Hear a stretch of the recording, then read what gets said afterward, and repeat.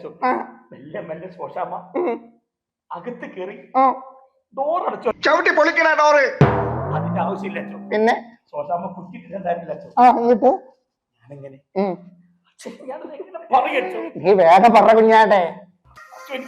എനിക്ക് പാപമോശം കിട്ടും അച്ചോ. നിനക്ക് എന്തായാലും പാപമോചനം കിട്ടും, വേഗം പറ അച്ചോ. അങ്ങനെ ശോശാമ്മ മെല്ലെ മെല്ലെ അകത്തേക്ക് കയറി ചെന്ന് ഇരുന്നിട്ട് മെല്ലെ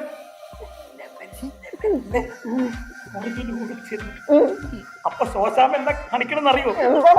അച്ചോ, ഇത്ര നീളമുള്ള ഒരു നേന്ത്രപ്പഴം എടുത്തിട്ട്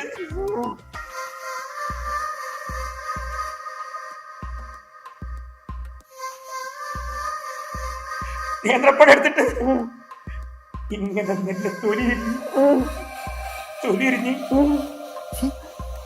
2 കഷ്ണം കുത്തിയിട്ടിട്ട് അതിലൂടെ ഇങ്ങനെ ശോശാമ്മ അങ്ങനെ കിഴിക്കാൻ നിൽക്കാൻ അച്ചോ.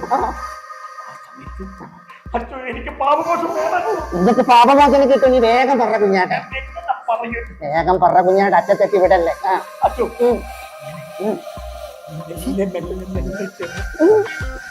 ശോശാമ്മയുടെ പുറകിലൂടെ ഇങ്ങനെ കൈയിട്ടിട്ട് ആ പഴം പുട്ടി എടുത്തങ്ങോട്ട് ഓടി അച്ചോ.